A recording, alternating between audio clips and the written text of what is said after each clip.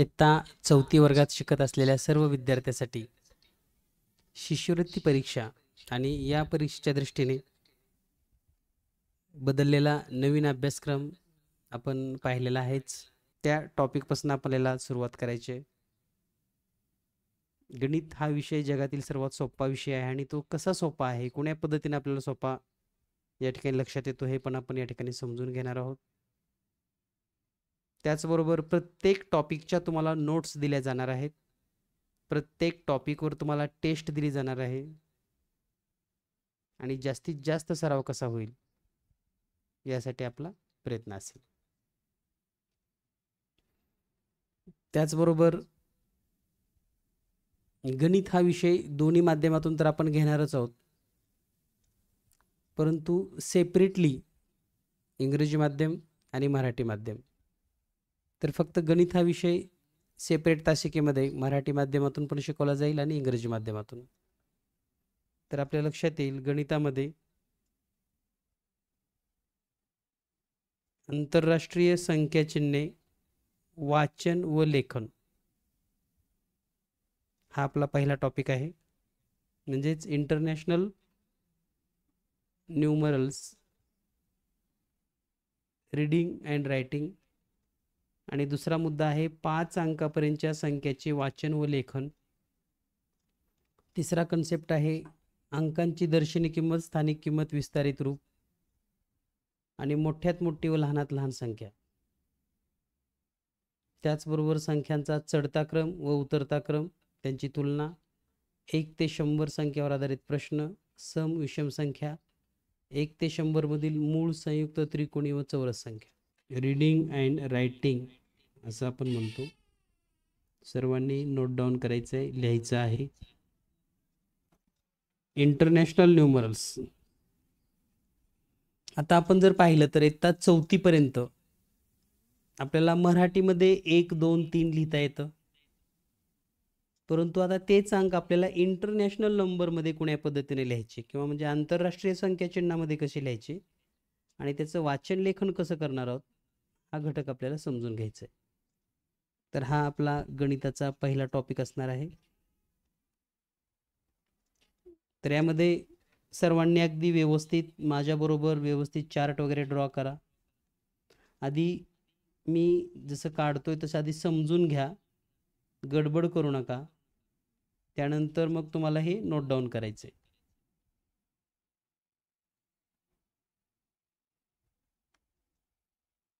तर या चार्टमध्ये आपल्याला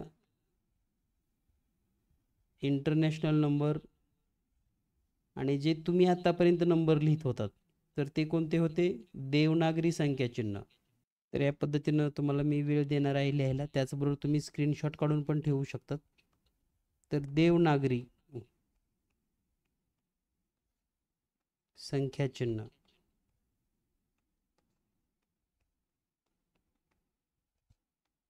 आणि आता आपल्याला शिकायचं आहे आंतरराष्ट्रीय. तर देवनागरी संख्या चिन्ह आणि आंतरराष्ट्रीय संख्या चिन्ह यामध्ये जर आपण निरीक्षण केलं तर देवनागरी संख्या चिन्ह 1, 2, 3, 4, 5, 6, 7, 8 आणि 9 हे आपल्याला सगळ्यांना माहिती आहे, बरोबर आहे. कुणी आपल्या क्लासमध्ये असं आहे का ज्यांना हे माहिती नाही? कुणीच नसणार.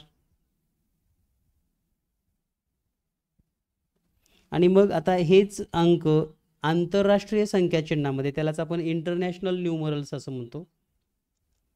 तर इंटरनॅशनल न्यूमरल्समध्ये कशा पद्धतीने लिहिले जातात? तर 1 लिहित असताना आपण अशी उभी रेषा, त्यानंतर वर थोडा असा दांडा काढल्यासारखा आणि मग खाली आडवी रेषा असते. याला आपण 1 किंवा 1 असं म्हणतो इंग्रजीमध्ये. त्यानंतर मग 2, पुढे 3 काढत असताना पहा वर सरळ रेषेमध्ये दिसतं तर खालचा 3चा खालचा भाग गोलाकार आहे. त्यानंतर 4 काढत असताना मराठीमध्ये जसं 8 काढलेला आहे तशी एक खूण दिसते तुम्हाला, बरोबर आहे. आणि मग त्यानंतर तुम्ही अशी एक उभी रेषा ओढायची इथं. हे झालं 4.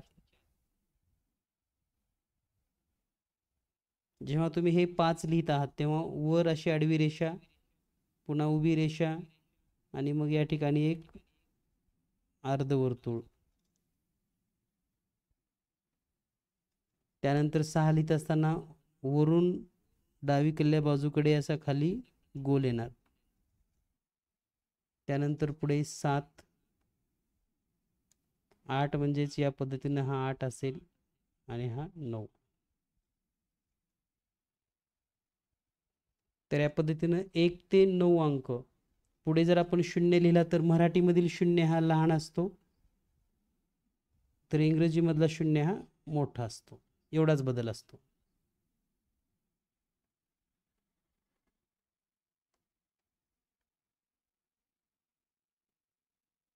तर 0 पण आपण या ठिकाणी वाढवून लिहू शकतात.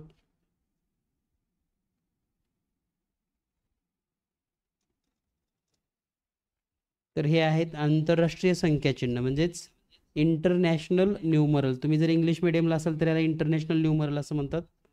म्हणजे हे वरचं जे आहे ते देवनागरी न्यूमरल्स, देवनागरी न्यूमरल्स, आणि खालचं जे आहे ते इंटरनॅशनल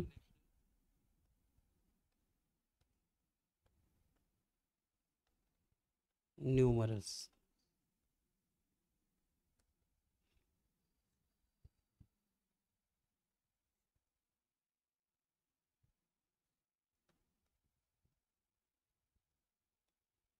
ठीक आहे. तर या पद्धतीने आपल्याला मराठी आणि इंग्रजी, तुम्ही कोणत्याही माध्यमात असाल तर तुम्हाला हे गणित अगदी सोप्या पद्धतीनं, आपल्या नोट्स पण ज्या दिल्या जाणार आहेत ते मराठी आणि इंग्रजी दोन्ही भाषेतनं दिल्या जाणार आहेत. म्हणजे तुम्ही मराठी माध्यम असाल तर तुम्हाला इंग्लिश शिकायला मिळेल, इंग्रजी माध्यमात असाल तर तुम्हाला मराठी परफेक्ट होईल. जेणेकरून तुम्हाला गणित हा विषय दोन्ही भाषेतून शिकायला मिळाल्यामुळं अगदी सहज सोप्या पद्धतीने सर्व कन्सेप्ट क्लिअर होतील. ठीक आहे. आणि तुमचे जर पॅरेंट्स वगैरे जरी असतील तरी त्यांना पण आज झूम मिटिंगला थांबायला सांगा. म्हणजे त्यांना पण तुम्ही सांगू शकता की आम्हाला या क्लासमधलं कसं समजतंय काय नाही, तुम्हाला काही डाऊट असेल तर ते पण तुम्ही सांगू शकतात. त्यामुळे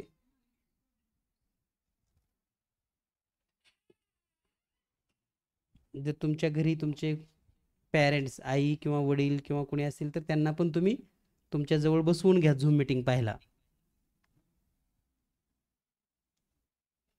ठीक आहे. यानंतर इंटरनॅशनल न्यूमरल्स झालं. आता तुमच्या मनामध्ये प्रश्न येईल की मग परीक्षेत या घटकावर कसे प्रश्न असतील. तुम्हाला उत्सुकता असणार आता की परीक्षेत काय प्रश्न विचारला जाऊ शकतो. बरोबर आहे. हे तर इतकं सोपं आहे, आम्हाला तर सगळंच येतं. मग परीक्षेत काय असेल. तर आता परीक्षेत कसे प्रश्न असतील हे मी तुम्हाला सांगणार आहे. या घटकावर परीक्षेत कसे प्रश्न असतील आणि त्याचा मी सराव पण घेणार आहे. त्यामुळे तुम्हाला या घटकाच्या नोट्समध्ये हा चार्ट तुम्ही तयार करायचा आहे. हा चार्ट तयार केल्यानंतर चार्टच्या खाली जर जागा असेल तर आपल्या क्लासचं नाव पण लिहित चला, जीनियस मॅथ.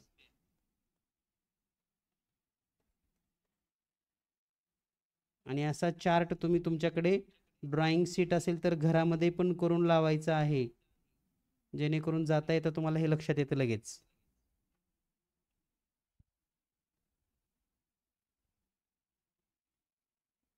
दिव्या देशमुख, काय चालू आहे तुझ्या एकटीच गडबड.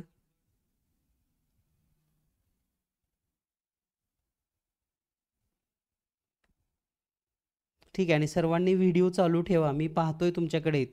मी जरी तुम्हाला दिसत नसलं तरी तुम्ही प्रत्येक जण मला दिसतात. कोण व्यवस्थित बसले, कोण लोळायला लागलंय, कोण गडबड करत बसले उगच विनाकारण. फक्त व्हिडिओ चालू ठेवलं की मला लक्षात येतं तुमचं काय चालू आहे नेमका अभ्यास.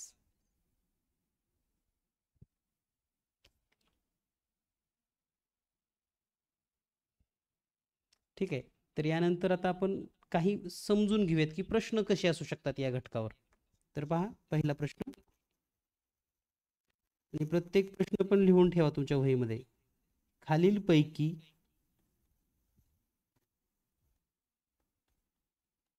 12,000 412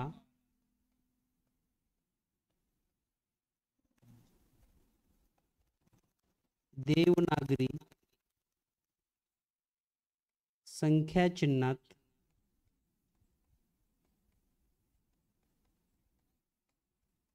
कसे लिहाल? आता हाच प्रश्न इंग्लिश मध्ये कसा येईल?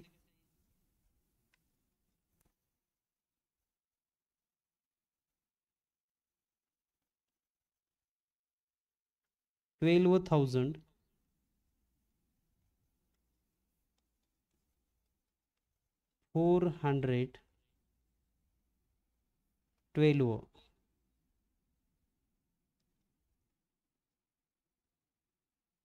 is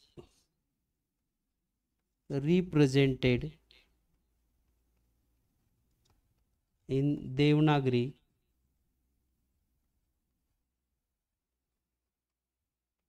as म्हणजे 12,412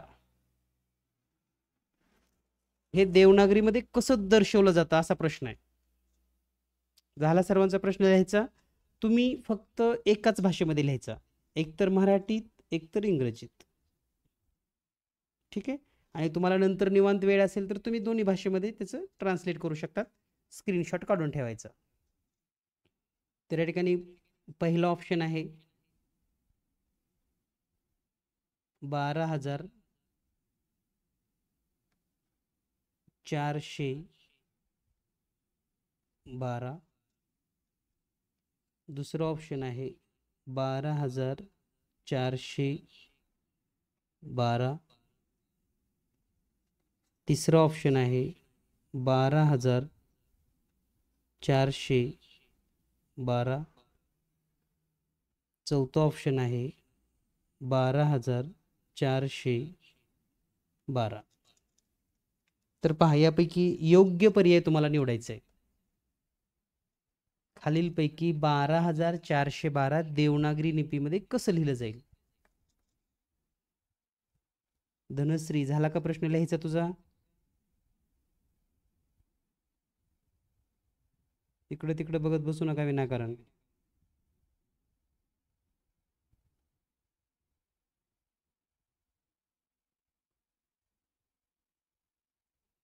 सर्वांनी व्हिडिओ चालू करा. बऱ्याच जणांचे व्हिडिओ बंद आहेत. आरती, आदित्य, अद्विका, अविनाश, चारुशिला, दिगंबर, दर्शन, फरिहान, इयान, जगदेवी, नितीन, मयुरेश, नीना, ओम, ओप्पो, पृथ्वी, राजेश, राजू, राजेश शिंदे, सई, समिधा, संजीविनी, संकेत, शौर्य, शंकर, शीतल, श्रेया, सुधाकर, शिरजीत, स्वानंदी, स्वरा, स्वरावरक, वृष्णक, देवांश पवार आणि वेद. तर आपण व्हिडिओ चालू करा, म्हणजे मला लक्षात येतं की तुमचा खराच अभ्यास चालू आहे का उगा तुम्ही मोबाईल घेऊन बसलात. तर सर्वांना याचं उत्तर आलं असेल मॅक्झिमम. फक्त ज्यांना उत्तर आलंय त्यांनी रेज हँड करा. आता बऱ्याच जणांना रेज हँड करायचं माहिती नसेल तर पुन्हा एकदा सांगतो मी. तुमच्याकडे जे पार्टिसिपेंट म्हणून दिसतं पहा, पार्टिसिपेंट, मी या ठिकाणी रेज हँड कसं करायचं आणि रिनेम करायचं हे मी रिपीट करणार आहे. तर या ठिकाणी मोबाईलमध्ये तुम्ही जर पाहिलात तर 3 नंबर किंवा 4थ्या नंबरला तुम्हाला पार्टिसिपेंट दिसतं. मग तुम्ही पार्टिसिपेंटला टिक करा. पार्टिसिपेंटला टिक केलं की सगळ्यात वर तुमचं नाव दिसेल तुम्हाला. 1 नंबरला तुमचं नाव येतं किंवा मग तुमच्या मोबाईलचा नंबर दिसतो किंवा तुमच्या वडिलाचं नाव, आईचं नाव, ज्यांचं नाव आहे तिथं टाईप ते दिसतं. तर त्या ठिकाणी तुम्ही त्याला टिक करायचे तुमच्या नावाला. त्यानंतर त्याला जर टिक केलात तर तुम्हाला 2 पर्याय मिळतात पहा. 2 पर्याय. एक असतो रेज हँड, इथं दिसत असेल तुम्हाला मोबाईलमध्ये 2 पर्याय आहेत. एक रेज हँड आहे आणि एक रिनेम आहे. तर रिनेम म्हणजे काय, तर तिथं तुम्ही तुमचं नाव लिहा, तुमचं आडनाव लिहा, जेणेकरून मी जेव्हा तुम्हाला बोलतोय, नाव घेतोय, तेव्हा तुमचंच नाव मला घेता येईल. आणि दुसरा आहे रेज हँड. म्हणजे रेज हँड म्हणजे काय, जसं आपण वर्गामध्ये हात दाखवतो, हात वर करतो असा, तसं मग तुम्हाला उत्तर द्यायचं असेल, काय विचारायचं असेल, तर तिथं रेज हँड करायचं आहे. पण हे रेज हँड विनाकारण कधीही करायचं नाही, जेव्हा आवश्यकता असेल तेव्हाच करायचं. तर आता मी तुम्हाला सांगितलंय की रेज हँड करा, ज्यांना ज्यांना उत्तर येतंय तर त्यांनी रेज हँड केलेला आहे. आणि आपला प्रश्न आपल्या स्क्रीनवर आहे. खालीलपैकी 12,412 ही संख्या देवनागरी संख्येमध्ये कशी लिहाल? तर या ठिकाणी खूप साऱ्या विद्यार्थ्यांनी रेज हँड केलाय. त्यामध्ये सक्षांत, शर्वरी, सोहन, श्रेया, दुर्वा, गायत्री, शुभ्रा, देवा, रुद्र, दर्शन, इयान, आर्या, दिव्या, आदिती, आराध्या, ज्ञानेश्वरी, समिधा, मयुरेश, दुर्गा, सार्थक, ओप्पो म्हणून एक नंबर आहे बघा, तुम्हाला रिनेम करायला सांगितलंय मी, ओप्पो, स्वराज, दुर्वा, शरयू, सुरभी, गौरी, गीता, सुनिधा, देवांश पवार, तनुष, वैष्णवी, आरुषी, श्रेया, शौर्य, राजेश, विराज, वेदिका, ईश्वरी, स्वरा, प्रीतम. तर जवळपास 50 पेक्षा जास्त विद्यार्थ्यांनी रेज हँड केलाय. म्हणजे तुम्हाला सगळ्यांना ही कन्सेप्ट लक्षात आलेली आहे. तर आपण एकालाच विचारू शकतो, पण तुमच्या सगळ्यांचं कौतुक आणि अभिनंदन. तर या ठिकाणी आपण मयुरेश, पर्याय नंबर कोणता बरोबर आहे? व्हिडिओ चालू कर तुझा.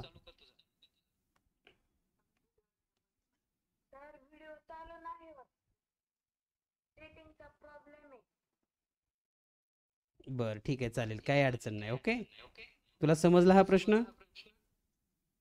ओके, कुठून बोलतो तू? शाळेचं नाव? ओके, खूप खूप अभिनंदन. तर या ठिकाणी चौथा पर्याय या ठिकाणी बरोबर आहे, ऑप्शन नंबर 4. जे विद्यार्थी आता उशिरा जॉईन झालेत त्यांनी हा प्रश्न स्क्रीनशॉट काढून घ्या. यानंतर पाहूया आपण पुढील प्रश्न.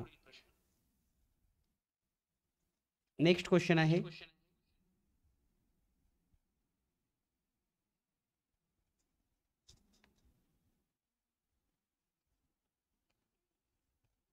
$15,790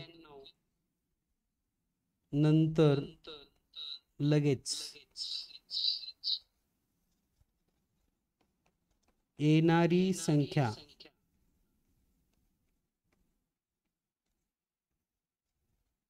आंतरराष्ट्रीय संख्या चिन्हामध्ये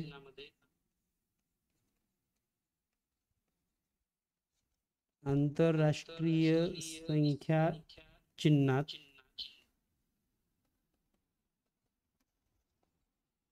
कशी लिहाल?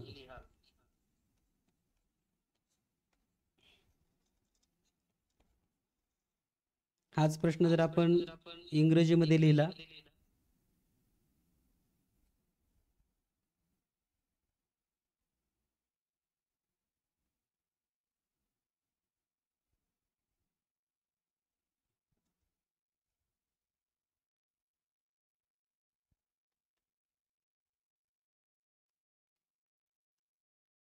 नेक्स्ट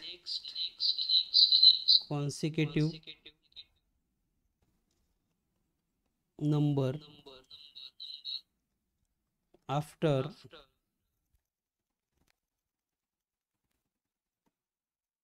15,799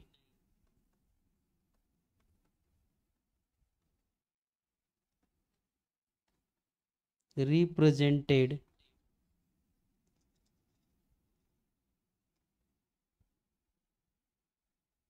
an international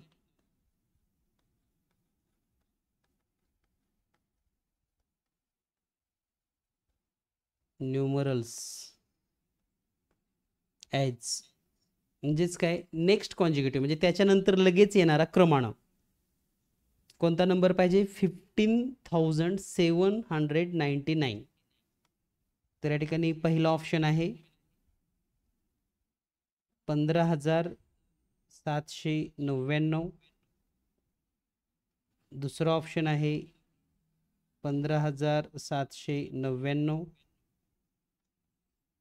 तिसरा ऑप्शन आहे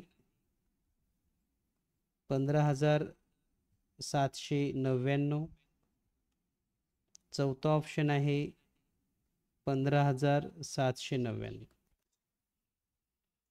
तर आता या प्रश्नामध्ये मुलं कशी फसतात त्याचं कारण सांगतो मी. काय होतं नेमकं, परीक्षेमध्ये प्रश्न विचारला की आपल्या मुलांना इतकी गडबड वाटते किंवा आपली मुलं खूप हुशार असतात ना, ओव्हर कॉन्फिडन्स असतो, मी किती हुशार आहे, माझा तर वर्गात 1 नंबर असतो आणि माझं काहीच चुकत नाही, अशी एक मानसिकता झालेली असते.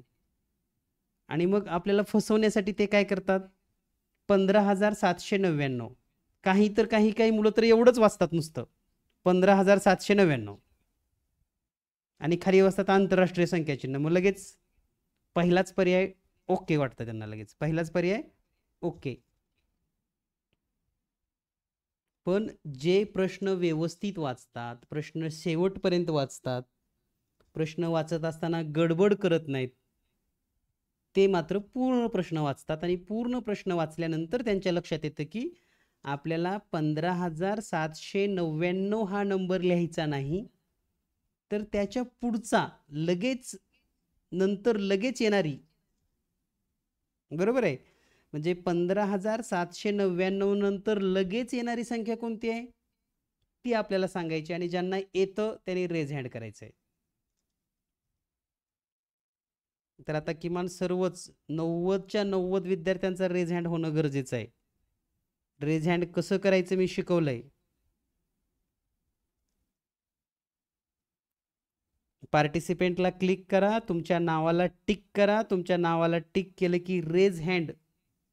काही जणांना वाचता येत नसेल तर तिथं स्पेलिंग अशी लिहिलेली आहे पहा, रेज RAISEHAND असं लिहिलेलं आहे आणि हाताचं पण चित्र दाखवलेलं आहे, माहिती नसेल तुम्हाला तर काही जणाला, तर असं रेज हँडचं बटन क्लिक करायचं स्वतःचं नाव टिक करून. त्याला 50 पेक्षा जास्त रेज हँड झालेत, मला पूर्ण 90च्या 90 रेज हँड पाहिजेत आज, कारण इतका सोपा प्रश्न तुम्हाला सर्वांनाच आला पाहिजे.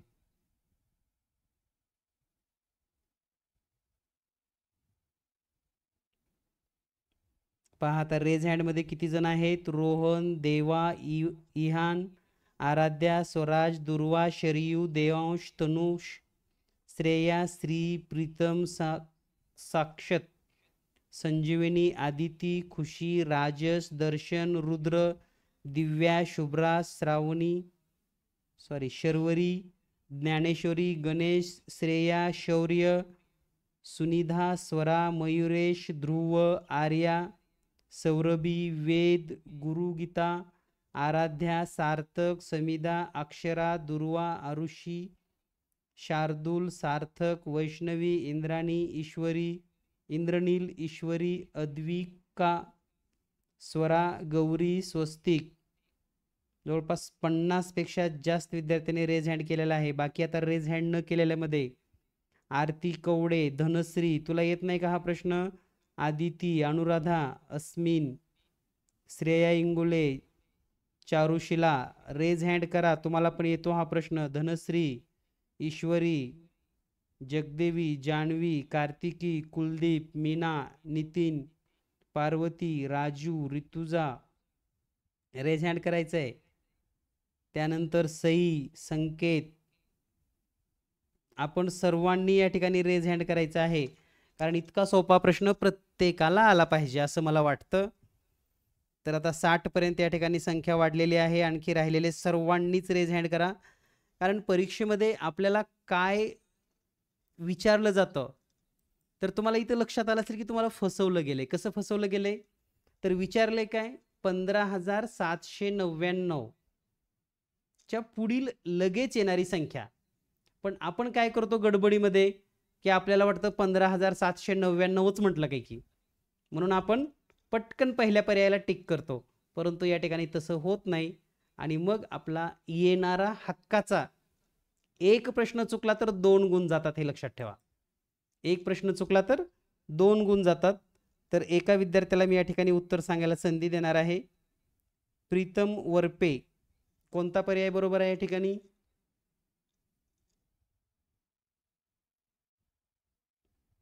प्रीतम, माईक चालू करता येऊ शकतं बाळा तुला.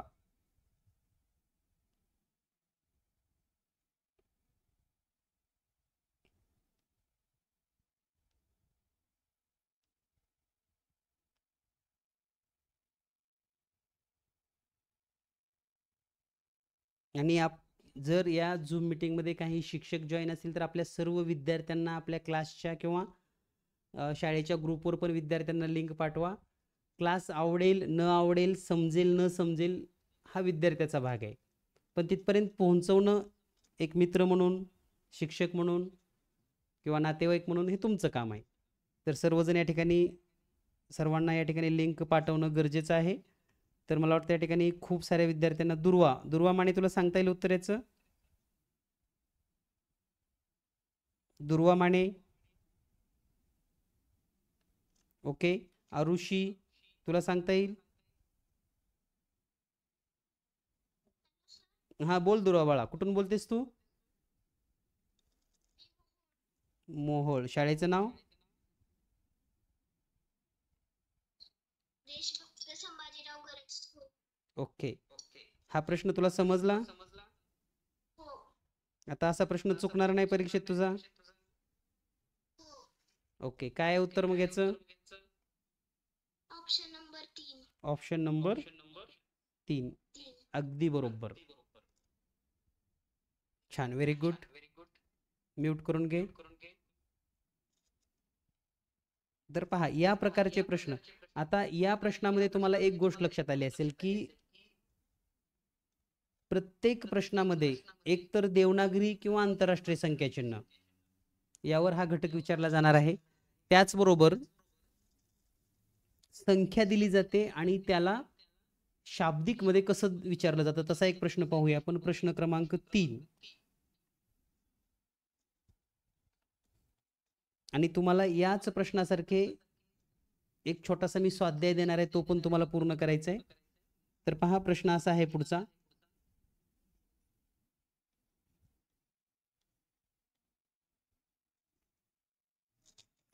आता हा प्रश्न आहे, चे वाचन करा, किंवा हे शब्दामध्ये कसं लिहिलं जातं? तर पहिला ऑप्शन आहे 70,007, म्हणजेच इंग्रजीमध्ये 70,007. दुसरा पर्याय आहे 7,007, म्हणजेच 7,007.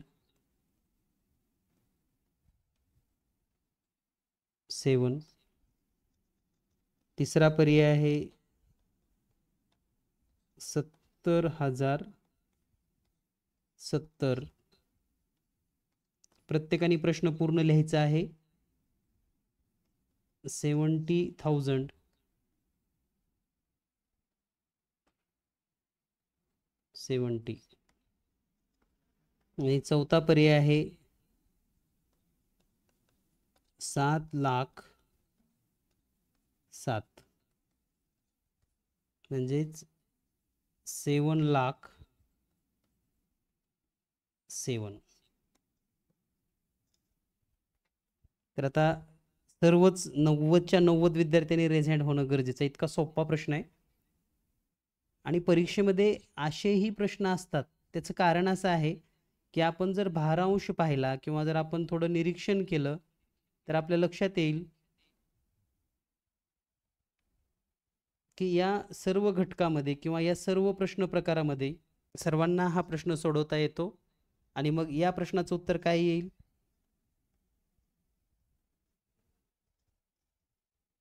खूप साऱ्या विद्यार्थ्यांनी रेज हँड केलेला आहे, त्याबद्दल सर्वांचं खूप खूप कौतुक आणि अभिनंदन. तर एकक, दशक, शतक, हजार, 10,000 म्हणजे याचं उत्तर येणार आहे 70.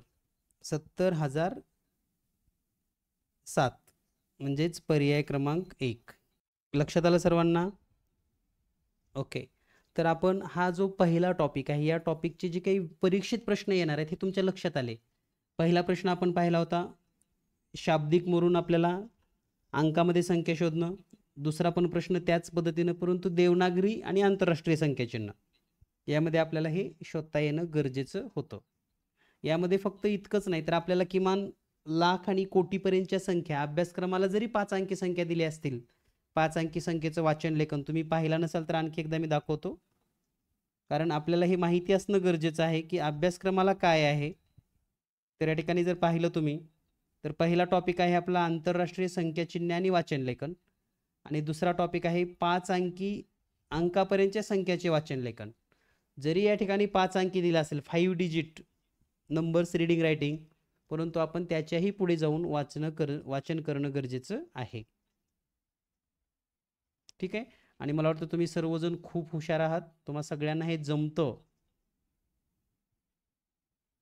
त्याबद्दल सर्वांचं खूप खूप कौतुक तर आहेच. आणि सर्वांना मी शिष्यवृत्ती धारक करणार आहे. त्याचं कारण सांगतो मी. की शिष्यवृत्ती धारक होण्यासाठी किती मार्क लागतात तुम्हाला माहिती नसेल तर नोट डाऊन करा. पालक असतील तर त्यांनी पण लक्षात ठेवा. तर आपला जो पेपर 1 आहे, पेपर 1, तर पेपर 1 मध्ये मराठी हा एक विषय आहे ज्यामध्ये 25 प्रश्न विचारले जातात आणि प्रत्येक प्रश्न 2 गुणासाठी म्हणजेच 50 गुण तुम्हाला या ठिकाणी मिळतात मराठीसाठी स्पेशल. याच पेपरमध्ये गणित हा विषय आहे जो आपण आता टॉपिक सुरू केलेला आहे. यामध्ये 50 प्रश्न विचारले जातात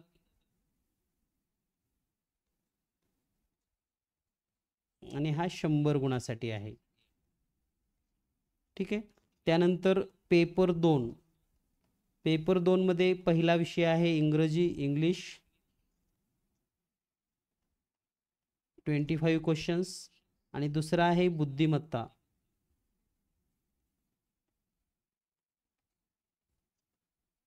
50 प्रश्न. आणि मग याच्यावरून आपल्या लक्षात येतं की हा पण 50 गुणासाठी आहे आणि बुद्धिमत्ता 100 गुणासाठी आहे. ठीक आहे. आता तुम्ही जर समजा टार्गेट ठेवलात तर टोटल 75 प्रश्न आहेत. जस्ट तुम्ही असा विचार करा की तुम्हाला आता 75 पैकी किती प्रश्न बरोबर येऊ शकतात आणि ते कसे आणायचे, कसा अभ्यास करायचा, हे मी प्रत्येक पॉईंट वाईज सांगणार आहे जेणेकरून तुमचा कुठेही प्रश्न चुकणार नाही. समजा विचार करा की तुमचे मराठीचे ओघाणी 1, 2, 3 प्रश्न चुकले आणि गणिताचे 1, 2 चुकले, म्हणजे जरी तुमचे गणित आणि मराठी मिळून 5 जरी प्रश्न चुकले किंवा अजून बी लई चुकले तर 10 चुकले, तरी तुमचे समजा 65 प्रश्न बरोबर आले तर प्रत्येक प्रश्नाला 2 गुण म्हणजे 130 गुण तुम्ही घेऊ शकतात. किंवा जर तुमचे 10 प्रश्न चुकले तर 10 पेक्षा कमी चुकले तर आणखी तुमचे गुण वाढतील. सेकंड पेपरला पण हाच विचार करूया आपण. समजा तुमचे 10 प्रश्न चुकणार नाहीत अजिबात, तरी तुमचे 65 प्रश्न बरोबर येतील. 2 गुणापैकी 130 गुण तुम्हाला मिळू शकतात आणि टोटल जर केला आपण एकूण तर तुम्हाला 260 गुण मिळतील. जर समजा 10-20 प्रश्न चुकले तरी, परंतु तुमचा एक पण प्रश्न कसा चुकणार नाही. प्रत्येक प्रश्नाची बारकाईनं काळजी, जास्तीत जास्त सराव आपण घेणार आहोत. आणि सर्वात महत्त्वाचं, प्रत्येक विद्यार्थ्याला पेपर तयार करायला मी शिकवणार आहे.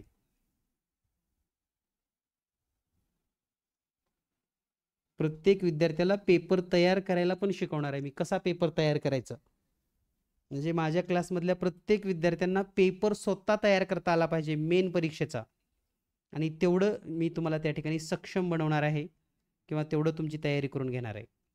आता हे झालं, याचा स्क्रीनशॉट काढून ठेवा. यामध्ये सर्वात महत्त्वाचं, जर तुम्हाला जिल्हा गुणवत्ता यादीमध्ये यायचं असेल, जिल्हा गुणवत्ता, तर तुम्हाला 240 पेक्षा जास्त गुण लागतात. आणि जर तुम्हाला राज्य गुणवत्ता यादीमध्ये यायचं असेल राज्य गुणवत्ता म्हणजेच state merit list. District merit list more than 240 marks and in state merit list 270 पेक्षा जास्त गुण.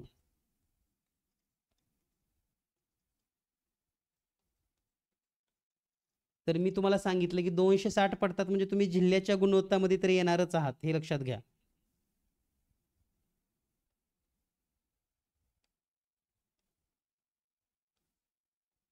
ठीक आहे. बऱ्याच विद्यार्थ्यांना नावामध्ये जर काही अडचण असेल तर तुम्ही मराठीत तुमचं नाव तिथं टाईप करा, म्हणजे तुम्हाला नावामध्ये काही तुमच्या बदल होणार नाही. इंग्लिशमध्ये ओघाणा वाचताना कमी जास्त होतं. ठीक आहे, असो, पण तुम्ही तुम्हीच आहात आणि तुम्ही हुशार आहात, हे महत्वाचं आहे. तर हा चार्ट सर्वांनी स्क्रीनशॉट काढायचा आहे आणि वहीमध्ये व्यवस्थित लिहून ठेवायचं आहे. आणि लिहित असताना या चार्टच्या वर आवर्जून आपल्या क्लासचा उल्लेख करायचा आहे. इथं जीनियस मॅथ असं लिहून ठेवा, कारण जेव्हा जेव्हा तुम्हाला आठवेल तेव्हा माझे शब्द तुम्हाला आठवतील की तुम्ही शिष्यवृत्ती धारक होणार आहात. Genius maths.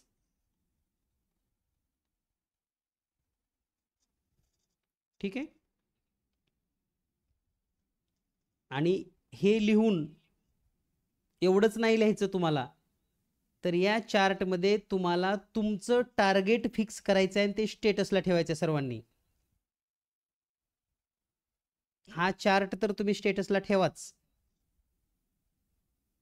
परंतु तुम्ही तुमच्या वहीवर आज काय लिहायचं आहे पहा, मी सांगितल्याप्रमाणे, आणि त्याच्यावर आई वडिलाची सही घ्यायची.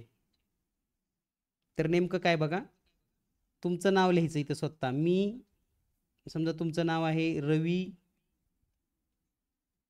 आणि आडनाव आहे माने. मी रवी माने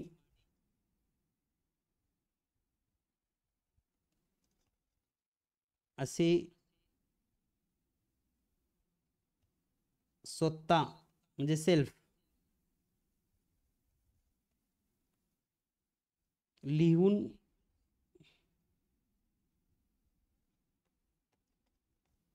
सांगतो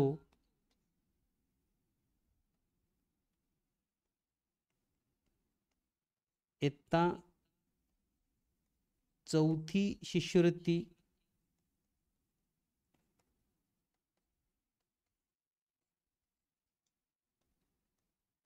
परीक्षा 2026. सर्वांनी हे लिहून ठेवायचं आहे वहीमध्ये. 2026 मध्ये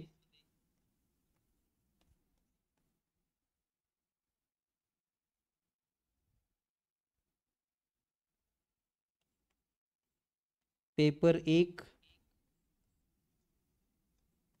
1 ला तुम्ही स्वतःच लिहायचं की बाबा 75 पैकी तुमचे किती प्रश्न बरोबर येतात.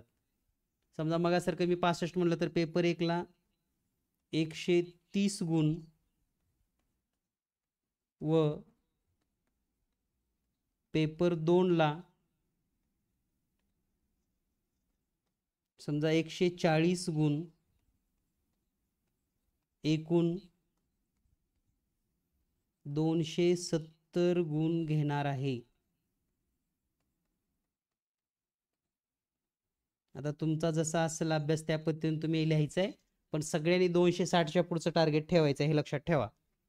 घेणार आहे. आणि वर या ठिकाणी तुम्ही असं लिहायचं आहे इंग्रजीमध्ये, माय टार्गेट.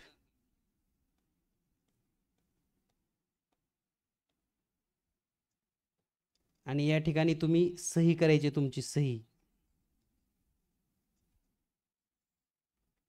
आणि या ठिकाणी आई व वडील यांची सही घ्यायची आहे. म्हणजे काय होईल यामुळं, की तुम्ही पण जेव्हा हे टार्गेट फिक्स केले ते तुमच्या आई वडिलाला तुम्ही सांगा आणि त्यांची सही इकडे घ्या आणि इकडे तुमची सही करा आणि हे स्टेटसला ठेवायचं किंवा ग्रुपवर शेअर करायचं. म्हणजे मला लक्षात येईल की तुमचं टार्गेट काय आहे सर्वांचं. नुसतं झूम मीटिंग बघणं आणि हे करणं हे महत्त्वाचं नाही. ठीक आहे.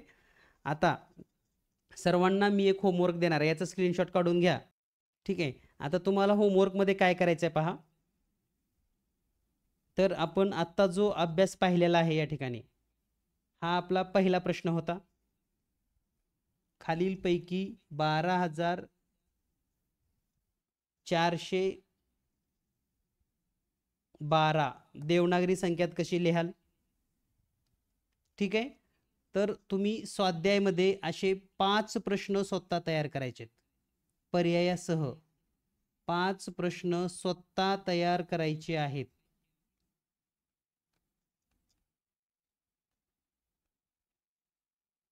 या पद्धतीचे लक्षात आलं.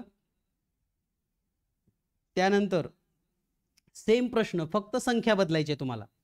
याचा स्क्रीनशॉट काढा पटकन. याच्यावर तुम्हाला 5 प्रश्न सेल्फ तयार करायचे, सेल्फ मोड. आणि आपल्याला चौथीचं आता फक्त शिष्यवृत्तीचाच दिवसभर अभ्यास करायचा हे डोक्यात ठेवा. आपल्याला दुसरं काहीच करायचं नाही. राज्याच्या यादीमध्ये यायचं आहे आणि हेच माझं टार्गेट आहे, एवढंच लक्षात ठेवायचं.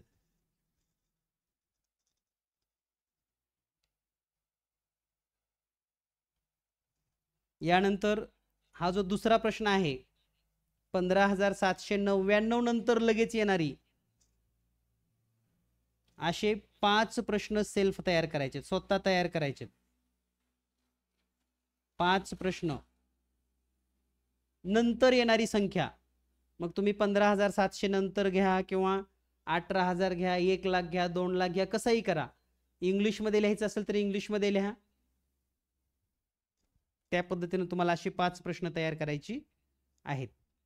याचा पण स्क्रीनशॉट काढून घ्या लगेच. आणि त्यानंतर पुढचा प्रश्न पहा. आपल्याला या ठिकाणी एक संख्या दिली होती, संख्येचे वाचन करा, किंवा याला आपण असं पण लिहू शकतात, शब्दामध्ये कसं लिहाल, राईट इन वर्ड्स इंग्लिशमध्ये असं. तर असे तुम्हाला 5 प्रश्न तयार करायचे स्वतः सेल्फ. किती प्रश्न झाले टोटल?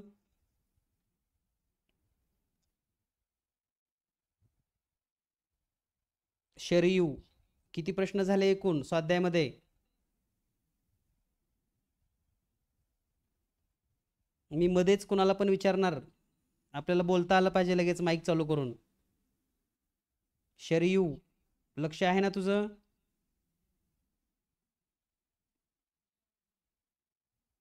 वेदिका, आवाज येतोय वेदिका तुला? माईक चालू करून तू बोलू शकतेस.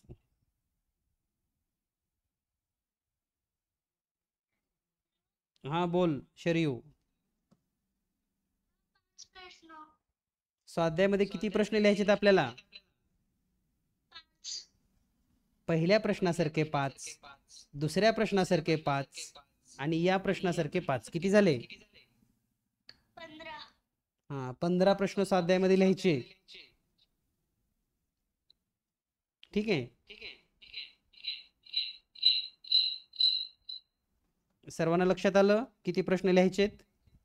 15 प्रश्न पूर्ण करून स्वाध्याय पूर्ण करा. इंग्लिश मीडियमच्या मुलांनी इंग्लिशमध्येच प्रश्न लिहायचा, मराठी मीडियमच्या मुलांनी मराठीत प्रश्न लिहायचा. ज्यांना दोन्ही भाषेमध्ये लिहायचं आहे ते दोन्हीही भाषेमध्ये प्रश्न लिहू शकतात.